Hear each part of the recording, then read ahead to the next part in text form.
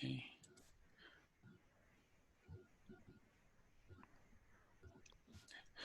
أعوذ بالله من الشيطان الرجيم بسم الله الرحمن الرحيم الحمد لله رب العالمين والصلاة والسلام على سيدنا محمد وعلى آله وصحبه أجمعين اللهم علمنا ما ينفعنا وانفعنا بما علمتنا وزدنا علما نافعا اللهم أرنا الحق حقا وارزقنا اتباعه وأرنا الباطل باطلا وارزقنا اجتنابه. Inshallah, we will continue reading the introduction of the Mathnawi Nuri, the illuminated or luminous Mathnawi in Arabic. We read through the first three, and we will continue with the fourth and hopefully finish. There are 5 points in the introduction. Hopefully, we will finish these points. Dördüncü nokta. Eski Said, ilmi hikmet ve ilmi hakikatin çok derin meseleleriyle meşgul olması ve büyük ulemalarla derin meseleler üzerinde münazarası ve medresenin yüksek derslerini gören eski talebelerinin fehimlerinin derecesine göre yazması ve eski Said'in de terakkiyat-ı fikriye ve kalbiyesinde yalnız kendisi anlayacak bir surette, gayet kısa cümlelerle ve gayet muhtasar bir ifade ile uzun hakikatlara kısa kelimelerle işaretler nevinde o mecmuayı yazdığı için bir kısmını en mudakkik alimler de zorla anlayabilir. Because old Said occupied himself with very profound matters of the science of wisdom and the science of truth. I'm going to read the sentence to the end and then try to reflect upon it, inshallah. Debated with great scholars over profound matters. Wrote in accordance with the understanding of his old students who were studying the advanced topics of the madrasa system. And during the development of his own heart and ideas, wrote that collection in a way that only he could understand, with quite short sentences and especially abridged style of expression in the form of brief words that point to lengthy realities. Even the most careful scholars can only understand some parts of it with difficulty. So as we remember, Ustad Nursi wrote this introduction in around 1950 or so, many years after these treatises were originally published. And at that time, when he was originally publishing them, what he's saying here was probably not as apparent to him as it became by the 1950s, because he was living among scholars or in a scholarly community all his life. He lived until that point. All his life, he lived, going from madrasa to madrasa, studying with madrasa professors, and then he moved to Istanbul. He was among scholars. They would come to him, ask questions, and he would give them responses. And he wrote on the door of his hotel room that he would not ask any questions. He would only answer questions. Later, when he went back to except for a brief period when he was commanding a voluntary battalion against advancing Russian armies, he was again among madrasa students. And even as he was commanding the army, he was dictating to one of his students one of his books, an exegesis of the Quran. So all his life he lives among scholars, and at the time he is writing these treatises, he is a member of what they call Dar al-Hikmat al-Islamiyya, the House of Wisdom of Islam, the highest institution of Islamic scholarship in the Ottoman Empire. So even though he is writing with brief notes, sometimes using technical terms and so on and so forth, he has some trust that people who are reading it will be able to understand it. But when you come to the 1950s, he, as we briefly mentioned before, he was exiled to a distant village in southwestern Turkey in 1926, and he lived among villagers of that distant village. Later, he was exiled to other places, and mostly among common people, very few of whom had any scholarly background. So all of this must have become very clear to him by this point. And in the Risale-i-Nur, as he was writing his longer treatises, he was opening them up, using easy to understand examples and metaphors and so on and so forth. But when these treatises are being published, compiled as a volume, as a single book, he's noting at the beginning that if you do not understand everything that's in here at once. Don't worry. It's okay. This is you're okay. This is not something wrong or bad about you. These are really profound, really detailed and advanced subjects of Islamic scholarship that is being briefly touched upon, perhaps as notes to self to remember later on. But he will tell later that there still is a way to benefit from it. We will come to it. So because old Said occupied himself with profound matters of the science of wisdom and the science of truth. Science of wisdom, we can understand that as philosophy. Basically, wisdom indicates that if there is something, it has a purpose. And this applies to everything in the creation. A very easy example, I have a cup here. If there's a cup, it has a purpose. What's the purpose? The purpose is to hold water or to hold liquids. The person who designed this cup made it with wisdom, thought about the size of an average human hand so that it would be easy to grab. Perhaps thought about the average amount that a human being drinks so that the size of the cup is in a certain way.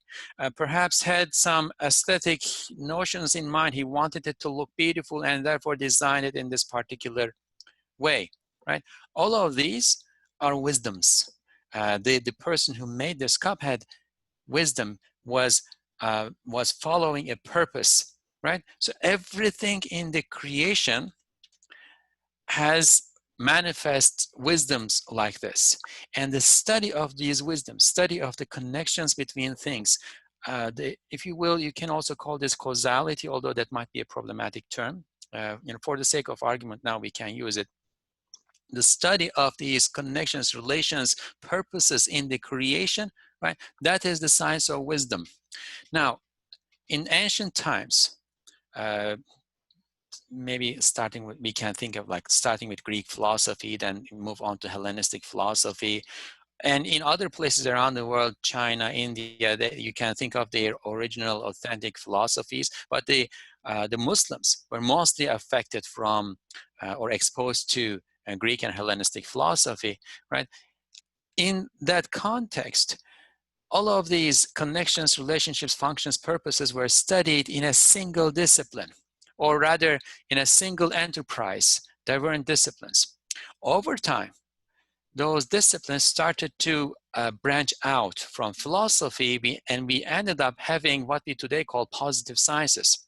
So the equivalent of the science of wisdom today could be or would be positive sciences: physics, chemistry, biology, medicine, astronomy, whatever, right? But science of wisdom then indicates both philosophy in its original ancient form and positive sciences today. And Ustad Nursi studied both of them. The science of wisdom in terms of philosophy, he probably studied most of it from Islamic sources, and that's a rich literature. There's a rich literature in the Islamic tradition of philosophy, and then the positive sciences he also studied, as we mentioned, at the library of one of the governors, the governor of the city of Van, which we hear was a large library, but it burned in a fire, therefore we don't know exactly what was in there. At any rate, he was exposed to philosophy and positive sciences, and then the science of truth. So this is, as we mentioned before, this is a bit more difficult to pinpoint, right? It probably indicates, in this particular context, it probably indicates Muslim dialectical theology, ilm al-kalam, which was mostly developed as a response to the introduction of Greek and Hellenistic philosophy into Muslim communities in order to articulate the realities of religion, the principles of religion with the language that was now taking over, that was borrowed from philosophy, right? And defend the principles, the realities of religion against challenges that might be coming from those sources, right? In another respect, we could think science of truth as, you know, what Imam Ghazali does, what Mawlana Jalaluddin Rumi does, what Imam Rabbani, Ahmed Sirhindi does, those people of the heart, Gnostics, who witnessed reality in realms that are not visible to us, in invisible realms, but also filtered what they witnessed through the measures of the intellect, right? This could be used in that regard too, but in this particular context, because it is being used with science of wisdom and science of truth, and Ustad Nursi also says that his heart was wounded by these, it makes more sense to think of it as philosophy and the appropriation of philosophy, or the language of appropriation of the language of philosophy in the Islamic tradition, which would then be kalam, debated with great scholars over profound matters. And as we said, especially when he went to Istanbul, he was a no-name who comes to this big city from the eastern parts of the empire that are known to be, that have a reputation to be relatively wild, nomadic, backward, and so on and so forth. And he wants people to take him seriously because he is a serious man. He has a lot of, he's erudite, right? He has deep and profound erudition. So he wants to talk to people and he wants them to take him seriously. That's why he puts that note on his door. It's like all questions are answered, no questions are asked. And that is also entailed by a dream that he had in which he saw the Prophet ﷺ in the dream, and the Prophet ﷺ instructed him not to ask questions to members of the Ummah, the community of believers of the Prophet, in order not to challenge their knowledge, to have mercy on them. So he occupied himself with profound matters of the science of wisdom and the science of truth, debated with great scholars over profound matters, wrote in accordance with the understanding of his old students who were studying the advanced topics of the madrasa system. Like in it, you can have you have logic, and at an advanced level, Ustad Nursi himself wrote 2 books of logic. You have the method of Quranic exegesis, the method of hadith, the method of kalam, the method of fiqh, and these are really theoretically branching out profound and vast fields of knowledge that have their own peculiar terminologies, and Ustad Nursi sometimes used those, and the students that he had in mind knew those. They had already went through some of the madrasa curriculum, and they were coming to Ustad Nursi to study at a more advanced level.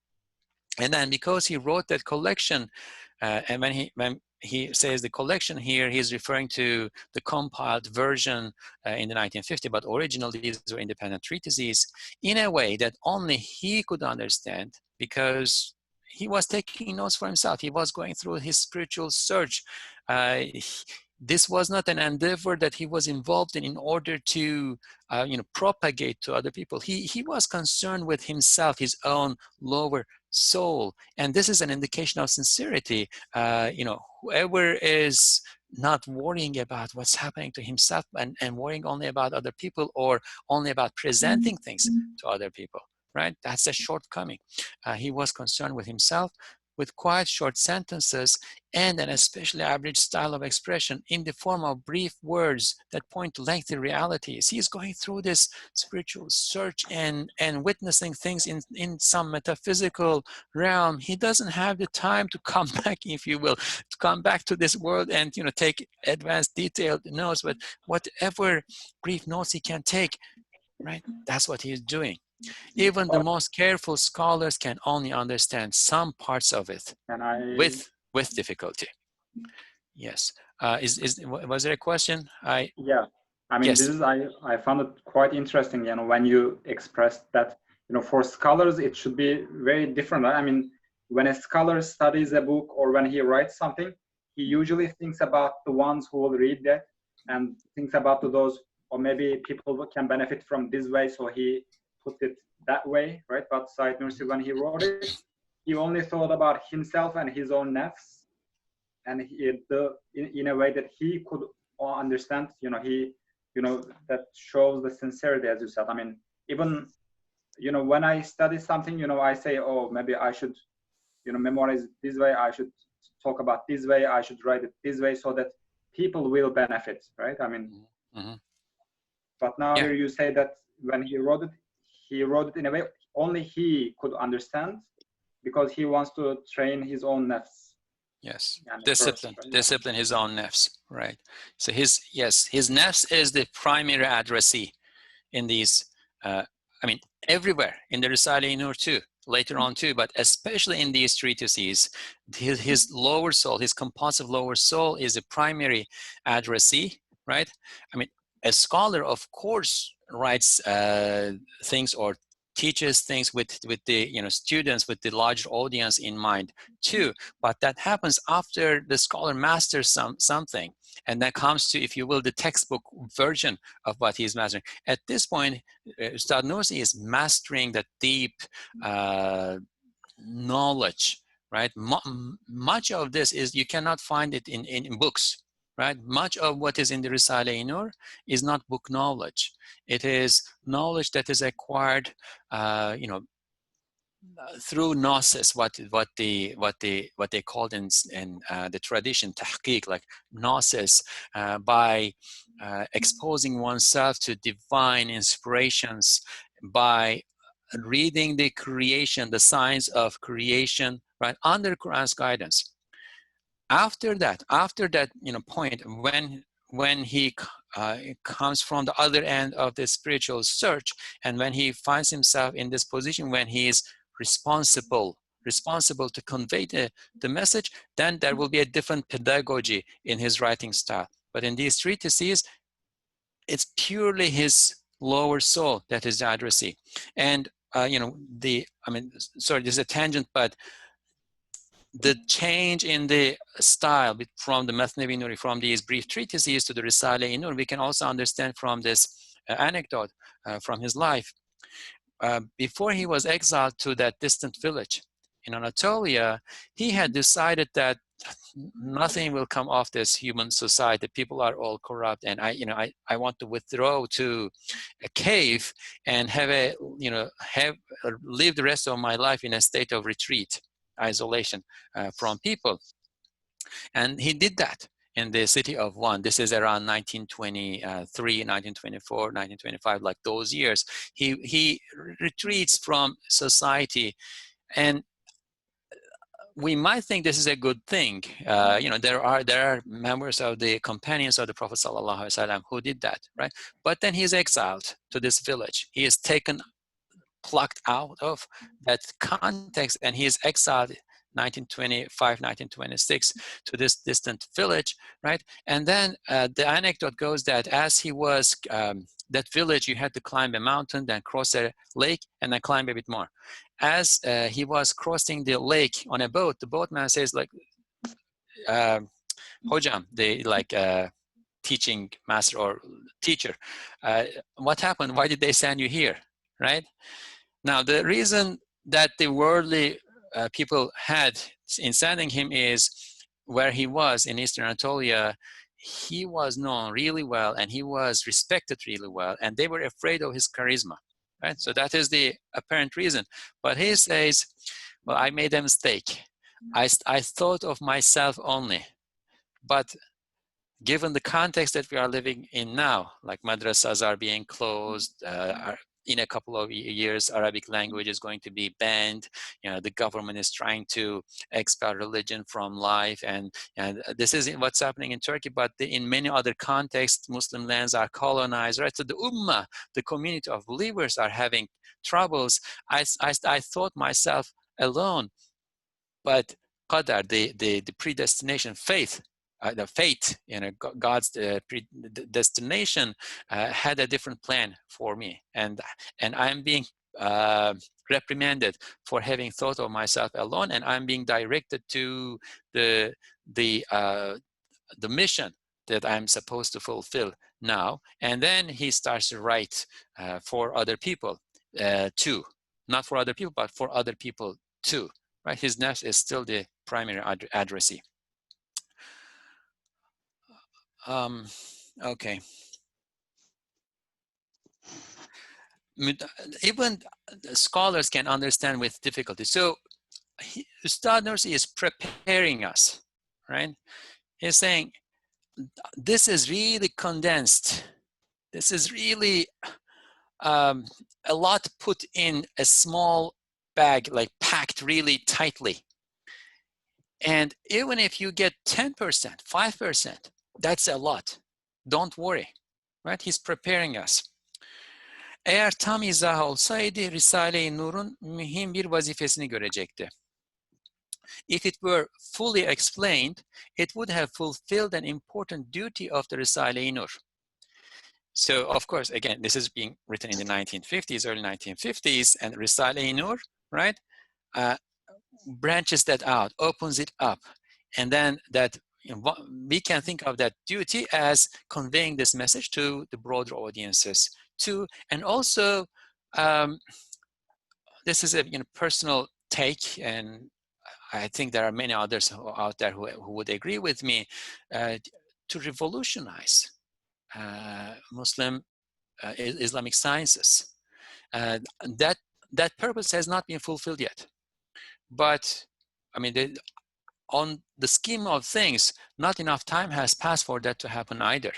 When Imam Ghazali wrote his Ihya Ulumuddin, the revival of religious sciences, there were many people around the world, many scholars around the world, who thought that that was a very problematic book. Some of them, according to one narration, burnt the book, right? But look what influence the revival of religious sciences, Ihya Ulumuddin, has now.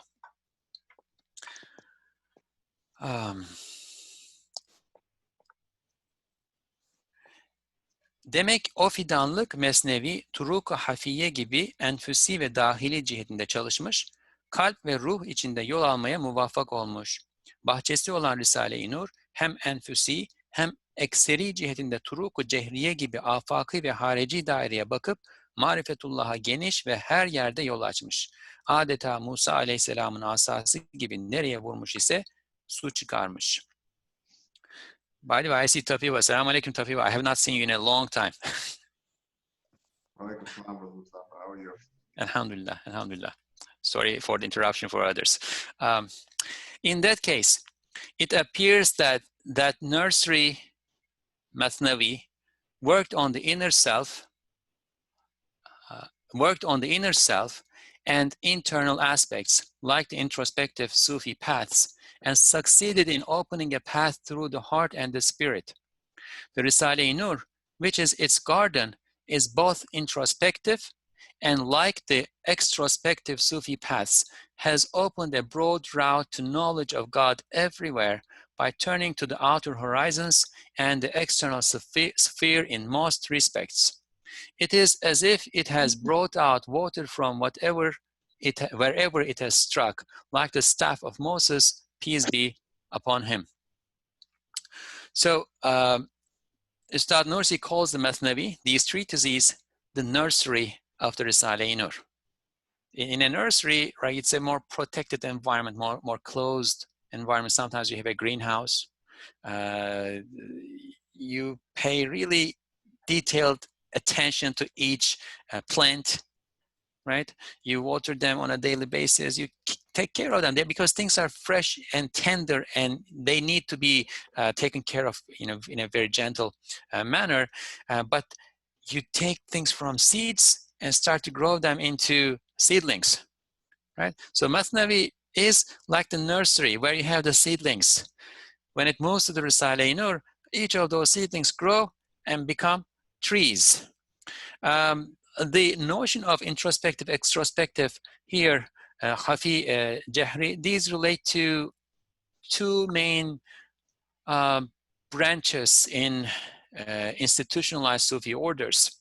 Usually the Naqshbandiya is associated with the Khafi, the introspective, and the Qadri is associated with the Jahri, the extrospective Sufi orders. And usually when people hear this, they think of the way that they do dhikr, the litanies, remembrances, and things like that. You would think like the Naqshbandiya sit down, close their eyes, and do dhikr, remembrance internally, right? And that is true. And the Qadiriyya usually do it, in a gathering with vocalizing the dhikr and so on and so forth. That also is true. But you can have vocal dhikr in the Naqshbandiyya or other introspective, Sufi orders like Shazili and others. And you can have introspective, silent dhikr in the Qadiri Sufi order. So this is not only about the nature of dhikr that the Sufi orders are doing. It is also about, right, where they seek truth. Now, that also is not exclusive. The introspective Sufi orders seek truth in the outer horizons, and the extrospective ones seek truth in the inner heart, right? But the issue is where the emphasis is, right? So Ustad Nursi is saying the Mathnawi is in a sense following the path of that introspective Sufi orders, the Sufi paths, where the main focus is on the heart. You work on the heart and try to reach realities from and through the heart. And all the realities that one needs to find, which are the manifestations of God's names and attributes, right? All of them exist in each and every human being. And the heart of each and every human being is like the seed. If you think of, we had used this metaphor before, if you think of the creation as a tree and human beings as its fruits, the heart that each human being has is like the seed.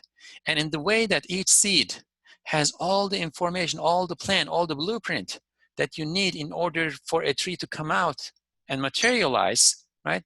The heart of each human being has all the information, all the manifestation of divine names that you need in order for the entire cosmos to materialize, right? But in a packed form. When you see the tree, let's say a pine tree, you see that it has pin-like leaves, it's evergreen, it has a certain size, a certain way it branches out, and so on and so forth. That information is in the seed, but you don't see it when you look at the seed. It needs to be discovered, right? So this introspective contemplation and dhikr, remembrance, right? And they have developed techniques of this under the guidance of the Quran. It takes you there. And then the extrospective looks at the entire cosmos, looks at the stars, the sun, the moon, and the flowers, the plants, and so on and so forth. So it starts, in Ustad Nursi's case, the correspondence between these two sources of information is very important. It is at the, I would say, at the heart of Ustad Nursi's method. We see the information there, out there in the horizons. The Risale-i-Nur you can think of as a book, a guidebook to reading the cosmos as the great book of creation, the great book of the universe that God put his signs in, right? The thing is, we go and find those pieces of information out there in the horizons. They have to have a corresponding something in us for it to make sense for us. And that is built in, right? That is built in when God taught the names to Adam alayhi salam. And then there is that correspondence. And when you see the correspondence, and then when you see a Quran guiding you to that correspondence, right? Everything fits together and you have certainty in religion. So it is as if it has brought out water from wherever it has struck, like the staff of Moses, peace be upon him. And of course, this refers to the verses of the Quran, especially chapter 7, verse 160. I have taken a note here. The meaning might be, one meaning of the verse might be a perfect translation, of course, is not possible. We divided them into 12 tribes as distinct communities, and this is about the Bnei Israel, the sons of Israel, right? That Musa alayhi salam was interacting with or guiding. And when his people asked him for water, inspired Moses to strike the rock with his staff so that 12 springs gushed out. So would water come out, gush out from dry rock? No, you have a crack, or you know, sometimes it comes out from lower parts. You don't look at the surface of dry rock to find water, right? But this is a miracle. Miracle is the breaking of the norm. God does whatever he wants, right? God inspires Moses alayhi salam to strike the staff on the rock, and then water gushes out, right? So the metaphor or the analogy here is that if God wills, water gushes out from anywhere, and in the creation, God's signs are everywhere. You may remember the metaphor or anecdote or allegory that we talked about, the marketplace allegory, right? Each and every item in this large pile of merchandise has God's seal or stamp, right? So in that case, if everything has that seal and stamp, we should be able to find it. We should be able to see it, right? Risale-i-Nur is the method of seeing that stamp wherever we look. And Ustad Nursi develops that method, again, under Quran's guidance. He's not inventing it. It's everywhere. It's in the Quran. He is not inventing it. Okay, so you know, so far so good. Any comments, questions, additions? I can drink a sip of water while if anybody wants to jump in.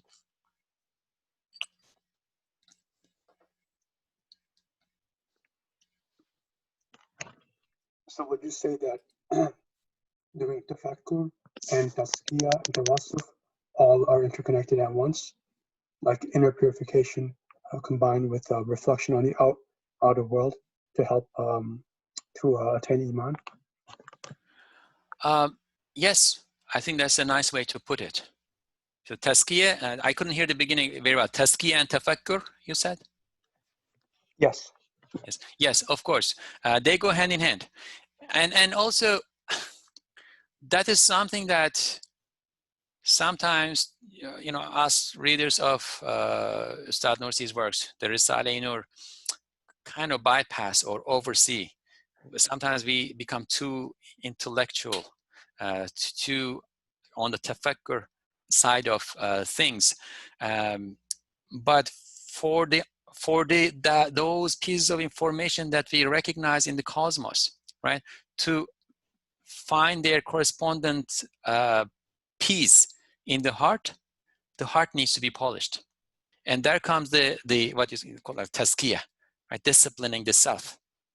There comes in the tazkiyah into the picture. If the heart is not polished, you can keep finding those, you know, pieces of information in the cosmos. You can be traveling in the extrospective world, right? But how much effect is that going to have on you, on your entire being in general, unless it goes through the heart and finds that corresponding piece? That might be questionable. And Ustad Nursi was very, very serious about his self-discipline, about his tazkiyah too. I mean, until a very late age, he spent most of his nights alone with his Lord, supplicating. And people, like he had people, when he was exiled to this village, he made a carpenter a little perch on a big plane tree. He would climb there at nights and spend the whole night praying, supplicating, crying. They would hear him, you know, supplicating. I think he would spend something like 2 hours or so. And he tells one of his students who would try to, you know, keep up with him, right? He would tell him, you know, at the beginning, I had to struggle with my nafs, with my lower soul, the way you are struggling now. But after a point, I overcame it, and it's easy. It became easy for me now. So he was very serious about that, and we also need to be very serious about that if we want to benefit from what we are reading to the maximum capacity that we can. Yes, mashallah. Thank you for that comment. So Ustad, was he following any Sufi practices later in his life to do this tazkiyah, or was it just kind of like doing extra prayers and things like that? We know that Ustad received inspiration from several Sufi sheikhs. in his biography, for instance, there is one particular instance. I could pull up the name of the sheikh too, but that was a very famous, well-known Sufi Naqshbandi sheikh in his childhood, in his environment. He goes to the village that this sheikh was, and then the sheikh, he was sitting with his students. All of a sudden, he gets up and leaves the gathering, and then they find the sheikh at the head of a village, of a bridge. And then Ustad Nursi did, child, I think like 10, 12, I can't figure out from the biography. Standing, the sheikh is sitting, and Ustad Nursi is very respectfully standing in front of the sheikh. Both of their eyes are closed, and they go, and they, like everybody, that just stops because it's palpable. They see that something is going on here. Right? And later the sheikh says, as he advanced in scholarship very fast, he advanced in the spiritual journey very fast. Now, what that really was, what that exactly was, we don't know. Ustad Nursi says that his mashrab, his character, it's a very crude translation, but it should work. His character is Shazali, and his character is Qadiri, and the path he followed is Shazali. Now, the way we can possibly understand this is that the Qadiri, as we said, is extrospective and very outgoing, very majestic. Abdul Qadir Jilani was a very majestic man, the founder of the Qadiri Sufi order, right? That's what Ustad Nursi was. But at the same time, as a teacher, he had to be very gentle, right? That's why the path he picks is Shazali. Right. However, and also he says that Jazmabi, correct me if I'm misquoting here. The essence of the Risale-i-Nur, or rather, the Risale-i-Nur contains the essence of the 12 major Sufi orders, right? And this is not in the Risale-i-Nur, but I think he tells this to some of his students that he could have given tariqah in either of those tariqahs too, right? So he has his place in the ranking of saints of God, if you will, if you want to refer to that in this way, the Sufi masters, the teaching masters of Sufism. He has his place in Sufism, but he has a different project, right? He is living in an age when Sufism, as Sufism used to be practiced, is not possible for the broader audiences any longer. And I think we talked briefly about this in in an earlier gathering. It requires one-on-one meeting, or at least some one-on-one meeting and presence with the Sufi Sheikh. And you don't have so many Sufi Sheikhs. You have like 1.5 billion or so Muslims around the world. How is that possible? And we want this to reach to everybody, to reach to 7 billion, 8 billion people. How is that possible? So as a consequence of the needs of the time that he was living, or we are living, as a blessing for the neediness of the people of this time, right? God blessed him with a new path, right? That is different from other Sufi or all Sufi paths. It carries the essence of Sufism. Now, in terms of your more direct question, was he following a particular litany and so on and so forth? When we look at his munajat, his colloquies, if you will, his intimate conversations with God, right? The supplications that a person would get up at night and recite and so on and so forth. There's a lot of Naqshbandi influence in those. He read Majmu'at al-Ahzab, a compilation of prayers, supplications, litanies, remembrances that Ahmed Ziauddin Gumushani, a very famous Naqshbandi sheikh of the late 19th century, compiled. He would read that, and so there's a lot of Naqshbandi influence in the pieces that he seems to have been reading, but that does not mean that he was Naqshbandi. He was. Think of it this way. We, I suppose all of us here, have to follow a particular madhab, particular jurisprudential school. because we cannot derive rulings from the primary sources. That's a very difficult and elaborate thing to do, right? You need to know the Quran very well. You need to know usul al-fiqh, the method of jurisprudence, very well. You need to know hadith very well, and so on and so forth. When you make a ruling, you need to know the causes, they call illah, efficient cause, or determinant cause of your rulings very well. And then when you reach that point, you become a mujtahid.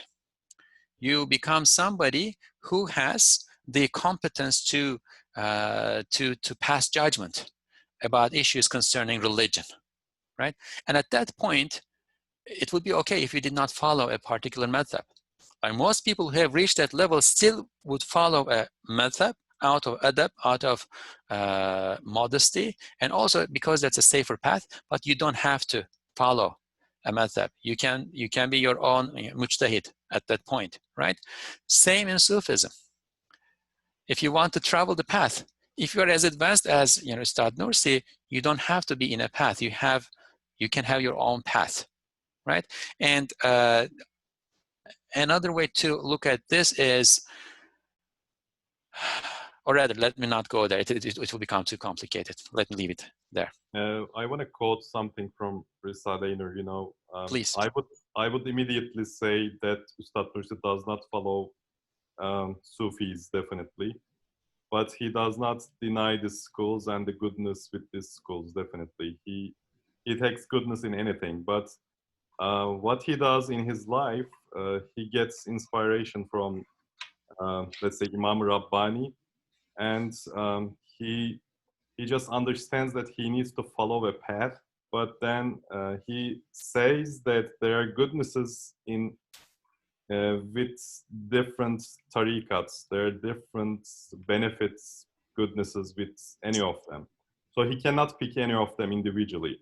When he thinks that if he's going to follow a path, the path should be the path of Quran. That's his conclusion.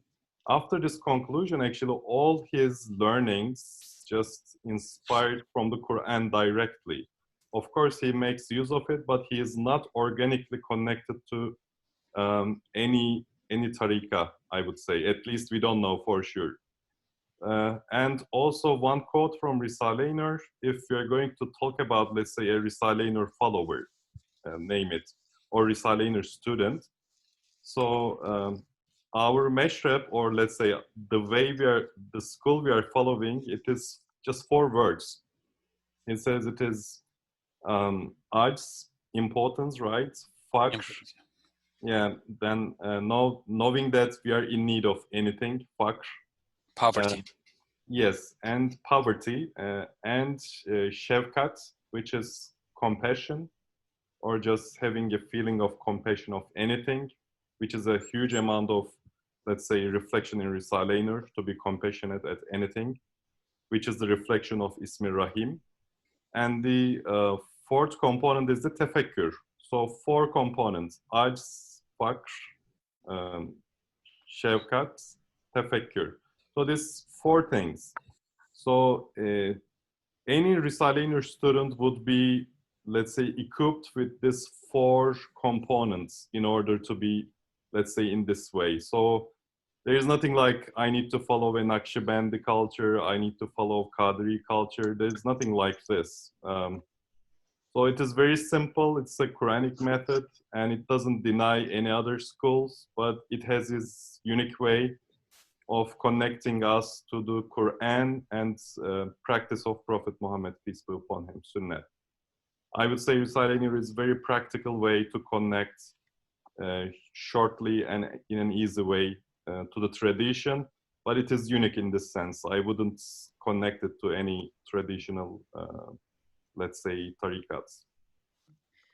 One thing I also noticed, sorry, Mustafa, maybe you can rest a bit. Yes. But another thing I've noticed that you explained nicely is that sometimes people like us who read the Risale-i-Nur misses that point a bit, like where we keep it more of an intellectual piece in our lives, that we kind of miss out the spiritual part. Like Ustad with his life has shown, like he compiled, right, like all these munajat, all these different supplications, and like Jawshan al-Kabir, Jawshan from Rasulullah sallallahu alaihi wasallam, and all these other munajat from major, Sufi leaders as well. And he, as you said, he was spending most of his nights supplicating, and he also very much encouraged his students to do the same. It's another thing that like the ajz, the poverty thing. One way to, I guess, understand that, one way is maybe doing intellectual studies on seeing how small or powerless or poor you are, but also I guess that working through supplication, shedding some tears from your eyes, that work has some thing as well. And for some of us that might be missing. I feel that to be missing, we keep it as a more intellectual, as we keep it more of an intellectual endeavor, we kind of miss out on that. And like another thing that that also gives me that sense is that Ustad talks about his 3 personalities in one part, and in the part he says about when he is praying and supplicating, he goes into a mood where he is convinced that he is the lowliest person on earth, right? And that no one can convince him that he has any merits.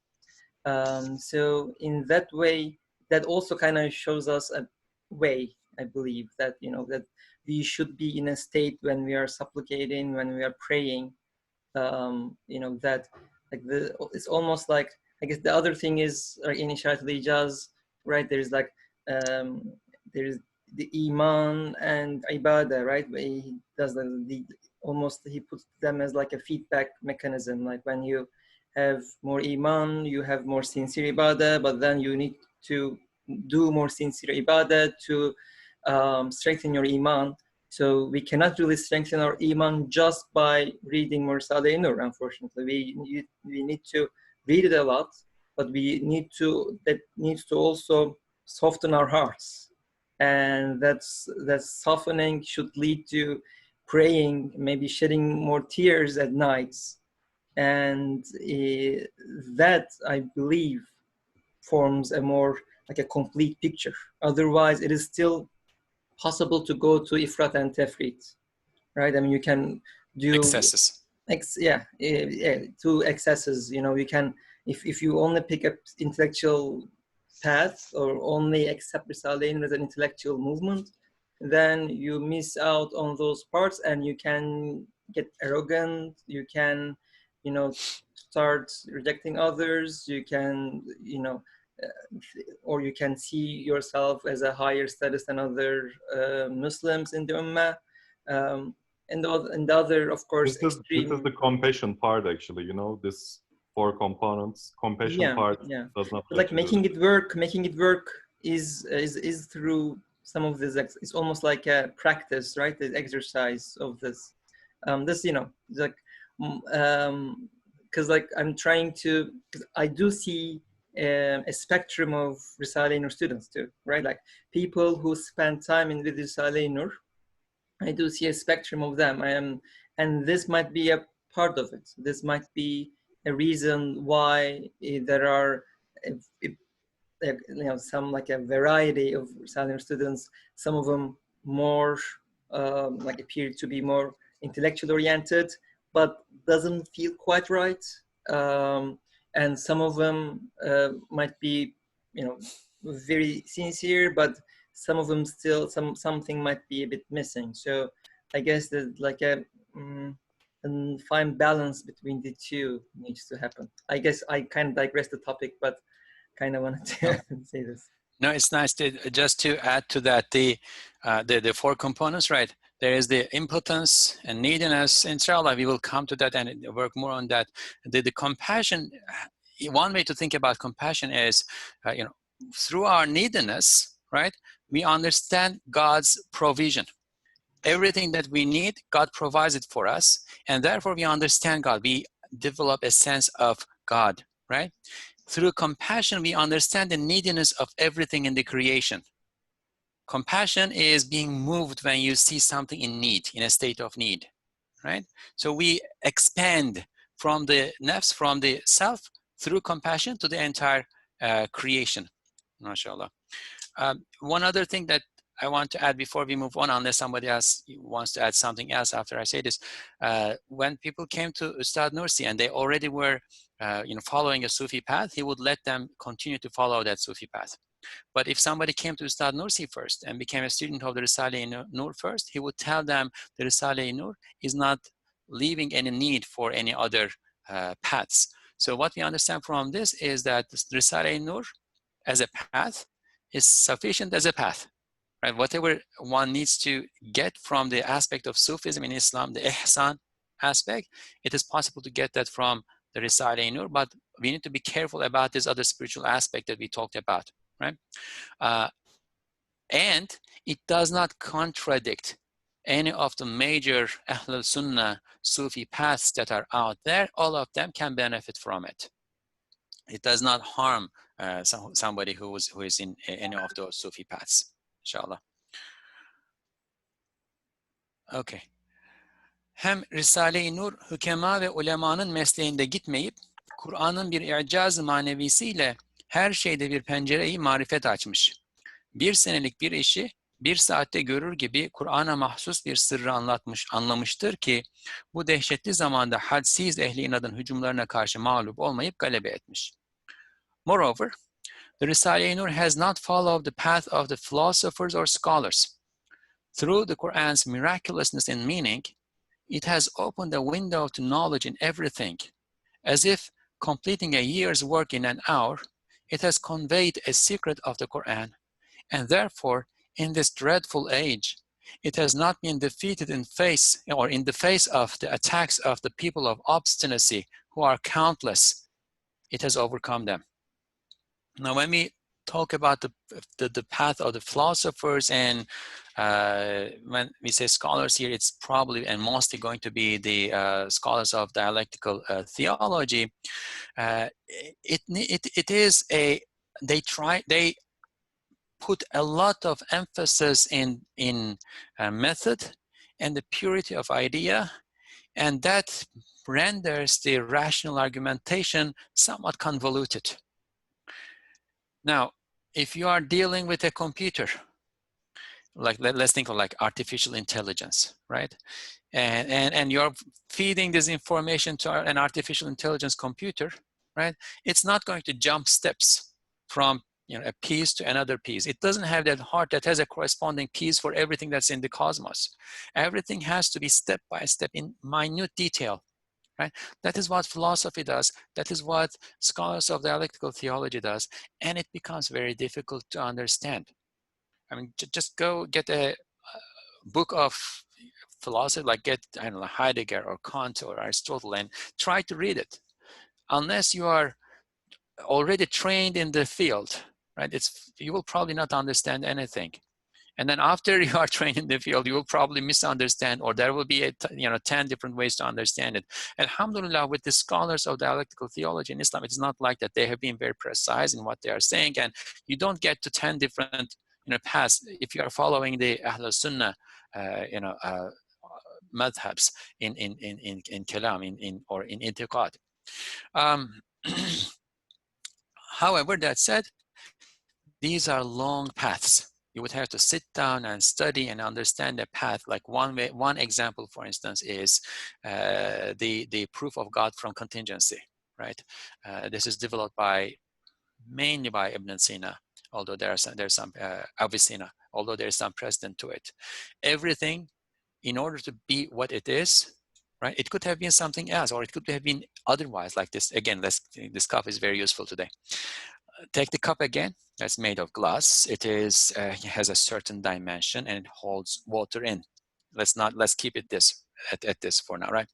It could have been taller. It could have been shorter. It could have been made of paper. It could have been made of plastic. It could have had a damage and not hold the water. All of these are within the realm of possibilities. right? Somebody has to have made the choice to make it in this way so that it is in this way, right? The cup is contingent, i.e. it is chosen from a number of possibilities. There are many possibilities out there. One is chosen, right? Now, if we attribute the cup to the glass master, then the glass master needs to be attributed to something. And then that needs to be attributed to something. That needs to be attributed to something for the choice that's rendering it the way it is to be made, right?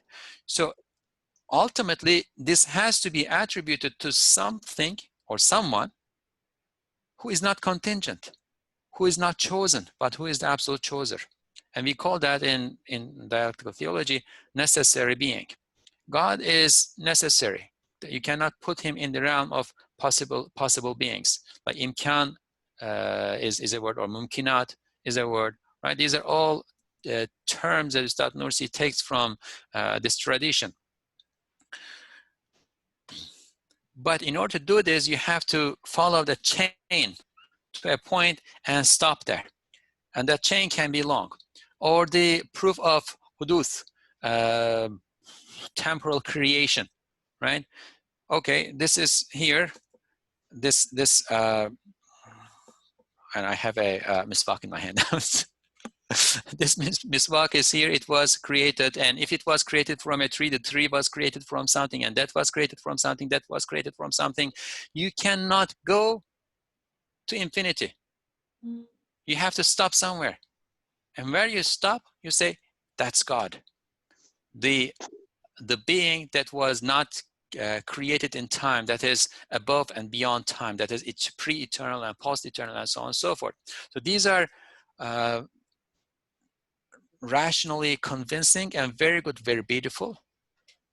However, not everybody is an intellectual nerd, and it doesn't work for everybody. Again, we want to have the compassion for everybody, and we want to develop methods for everybody, right? The Quran has it. The Quran does that. But because these proofs were developed in response to the challenge of philosophy, the method of philosophy was taken, and that long path was taken, right? Ustad Nursi takes us back to the Quran. And the Quran does not take us through those chains, or sometimes circles. It can go like in circles to it. It can be a chain to infinity or a circle. I'm sorry. The Quran does not take us through that. Like the staff of Moses, wherever you touch, it shows it there. It shows us the stamp on the face of everything. And again, that is the method that Ustad Nursi tries to capture from the Quran and use in his own work. Let me read the fifth point too, Jezmabi, and then so that next time we can move on to the other things. Eski Said'in yeni Said'e inkılap etmesi zamanında yüzer ilimlerle alakadar binler hakikatler ayrı ayrı birer risaleye mevzu olacak kıymetteyken o Said telif ederken meselelerin başında i'lemlerle her bir hakikati, ki bir risale olacak derecede ehemmiyetliyken, birkaç satırda, bazen bir sayfede, bazen bir iki satırda zikrediyorlar. Adeta her bir i'lem bir risalenin şifresidir. Hem i'lemler birbirine bakmayarak muhtelif ilimlerin ve hakikatlerin fihristeleri hükmünde yazıldığından o mecmuayı okuyanlar bu noktaları nazara alıp itiraz etmesinler. So one last point in the introduction. At the time of Old Said's transformation into New Said, that spiritual search that we talk about, and as that Said composed these works, while the thousands of truths that relate to hundreds of sciences were each worth being the subject of an independent treatise, the no's at the beginning of each matter. So as we read the treatises, we will see there will be a paragraph. Know, O my lower soul, or know, my friend. A'lam ayyuhal aziz, know, my dear, right? And then you'll see a paragraph, sometimes one sentence, a profound truth, right? This is a method, this is a stylistic convention that Ustad Nursi takes from the Islamic tradition. It's not Ustad Nursi who invents this. It is in the tradition. It is a stylistic convention, right? while each of those like truths expressed in those paragraphs or sentences were each worth being the subject of an independent treatise, right? The no's at the beginning of each matter mention a truth that is important enough to become an independent treatise in a few lines, sometimes in a page, and sometimes in 1 or 2 lines. So although it could be a big book or treatise, it is mentioned in a line, in a paragraph, on 1 page. It is as if each no is the key to a treatise. So it is the key. So this should be treasure. It's a mistake that I have made there. I need to fix it. This is the key to a treasure, right? No, it is treatise, sorry. It's the key to a treatise that later, sorry, this is the correct way to read it. It's the key to a treatise that later become a treatise in the Risale-i Nur. Right, there are about 133 Risales treatises in the Risale-i Nur. Each of these notes is a key to one of them or some of them, right? So mainly, these are brief notes that open up big subjects. Moreover, because the notes are written like indexes to various sciences and truths without being connected to one another, because it comes, Ustad writes, it comes, Ustad writes, right? Those who read that collection, the Mathnawi Nuri, should consider these points, the points that are mentioned in all 5 points above, and not raise objections. I don't say, you know, you were talking about this then, now you are talking about that. These are too enigmatic, cryptic. Have tolerance as you are reading it. In the next section, he will also say, repeat a similar theme. Inshallah, when we read next week, he will repeat a similar theme, and he will say, if you don't understand all of it, all at once, don't worry. You are already receiving a lot. Keep repeatedly reading, because these are all matters that are connected to one another, right? And because of those connections, as you read, there will be an accumulation of knowledge. The connections will be made in your mind, in your heart, and then you will start to understand more and more, inshallah. Okay, it's 10:09. If we have any comments, and if anybody wants to add anything, questions. Last time we went to 10:30, so I think Jasmine Abi will let us if anybody wants to add something. And also just maybe to elaborate on the Sufi paths, you know, there's a special treatise called Talbiyat al-Tis'a, which is talking about what tariqat is, defining tariqat, and it's a very nice analysis of what tariqat is, what are the benefits, what are the outcomes of tariqat. I think this treatise is a kind of, I find it very valuable to see Ustad's view on tariqats. And over there, he is mentioning that the fruit of tariqat is iman billah. All famous, let's say, Sufi masters, sheikhs, just confess that the fruit of tariqat is having belief in Allah. That's the ultimate goal of every tariqat. So what Ustad Nursi brings is just for increasing our strength of iman. So that means that whatever Risale-i Nur is serving is the ultimate goal of any tariqat. So there cannot be any clash between them by definition and by the vision that they're providing. And also maybe one more point is, again, ittibai sunnat, just following the practice of Prophet Muhammad, peace be upon him. He also quotes that from Sufi masters. Any Sufi master would agree that any, let's say, sunnah, any practice of Prophet Muhammad, peace be upon him, is way more valuable than any practice of any tariqat. So that means that actually anybody who gets close to the practice of Prophet Muhammad, basically in terms of quality, they are more, let's say they have more quality and they have more value. So these facts are to be held in mind while approaching the method of Nursi. Yeah, that treatise, the Talbiyat al-Tis'a, sometimes it is called like Tariqa, the treatise on Tariqa or Sufism too. That was written in 1933 or something like that, early 1930s. At a time when all Sufi orders were being banned and closed, and Sufi sheikhs were being tried in summary courts and executed, Sufism was banned altogether, and nobody was able to talk about Sufism in the country. At that time, in that context, Ustad Nursi writes that treatise in order to defend Sufism. And I mean, this is very misunderstood about Ustad Nursi. Unfortunately, he used to say the time is not the time for tariqah, but it's time for haqiqah. And now we need to translate that. The time is not, if you translate it literally, right? Time is not the time for path, not Sufism. He's not saying the time is not time for tasawwuf. He's not saying time is not time for Sufism. He's saying the time is not time for the taking paths, i.e.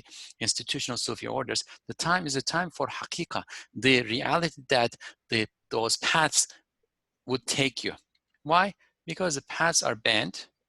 That's one aspect of it. And second aspect of it, because of modernity, the way we live and we mobilize all around, the way our lives have become hectic, the way primary communities, like the communities in which people have a close network and personal communication, right, are not as possible as they used to be in the past, right? The context in which these Sufi orders were established is not there anymore. And, Sufi sheikhs themselves say the same thing today. I can quote at least two major Sufi sheikhs, or not one Sufi sheikh, a prominent person in a major Sufi group who says that, yeah, that's what we do too. We don't take people through spiritual journeys anymore, but rather we try to preserve their faith. That's the circumstances that we live in. So that's what he means in that. And also he says that when he is accused of promoting Sufi orders at court trials, right? In the 1950s, when he revisits the subject, he says, I used to say the time is not the time for Sufi paths, but rather it is the time for truth, haqiqah, truth. But time showed that the essence of the truth of the 12 major Sufi paths is summarized or condensed in the al-Nuri itself. So it would be a gross mistake to conceptualize the al-Nur and its path as a rival to Sufism or Sufi orders or whatever. This is my take on this. The more smart way, and I would say truthful way to go about it would be to say that the al-Nur is a broad path that has borrowed from the Quran. All Sufi orders, all Sufi paths can benefit from it, the way they can benefit from the works of Imam Ghazali, right? And so the al-Nur at this time fulfills the function of what Sufi orders used to fulfill in those times, pre-modern times, and therefore, if one is devoutly following the al-Nur and sincere about it, and engaging it in the way that Ustad Nursi has taught us to engage, that does not leave need to follow another Sufi order, right? But it's important, it's very important to make sure that we do not present them as contradictory or rival enterprises, because they are not. Ustad Nursi had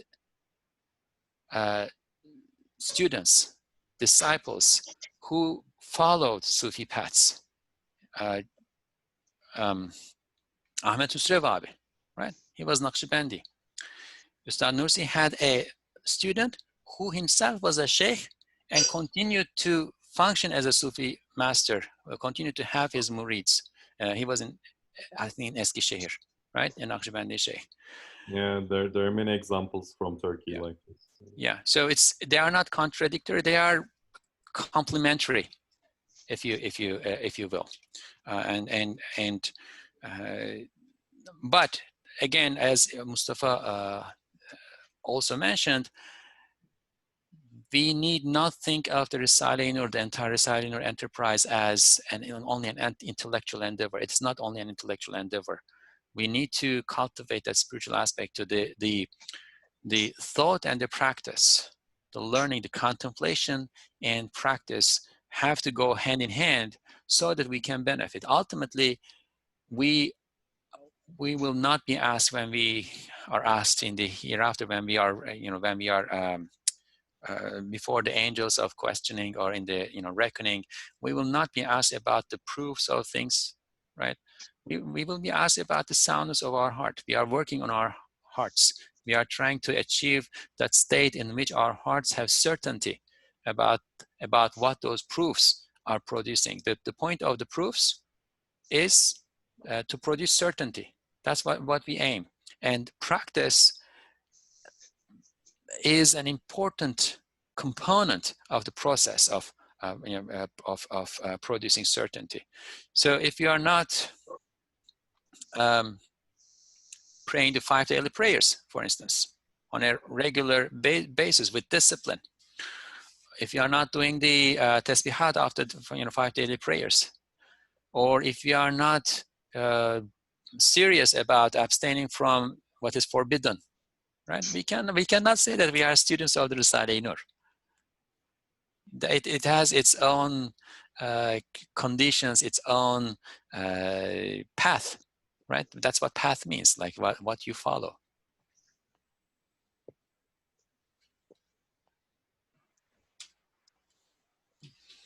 I don't want to expand topic a lot, but one thing that I had noticed when I was reading Emirda 2, it is, one of the later writings of Ustad. He says at one point, up to now, I have thought only of the reality of belief and have said that the present is not the time of the Sufi tariqat. Innovations do not permit it. But now it is necessary and essential that all the followers of the tariqats who are within the bounds of the Prophet ﷺ Sunnah should regard the circle of the Risale-i Nur, which is the summary of all the 12 major tariqats and is their largest circle, as their own tariqat circle and enter it. The present time has shown this. So that's what I was trying to quote, and thank you. You quoted it from the actual text. Thank you. Yeah. But Okay. Anybody else who wants to jump in? No. Shall we end, Cezmi abi then? Abi, yes, inshallah. Are we going on Lama'at in Mathnawi or i'tizar? There is a reminder. I would, so next inshallah, I would like to do the i'tizar and try to keep it short and maybe move on to Lemalar 2. I'tizar was originally the section, inshallah, we will begin by reading next week, i'tizar, caution, or excuse, apology. That was written as a brief note introduction before one of these treatises, the drop, Katra. But when Ustad Nursi compiled all of these treatises into one volume in 1950 and had his student Ceylan Çalışkan write it by hand in a manuscript form, he and Ceylan Çalışkan, I suppose, together included that brief section right after this introduction that we read. So inshallah, I would like to read that and then move on to Lemalar flashes in the next in the next meeting, inshallah. Inshallah. Okay. سبحانك لا علم لنا إلا ما علمتنا إنك أنت العليم الحكيم وآخر دعواهم أن الحمد لله رب العالمين. الفاتحة.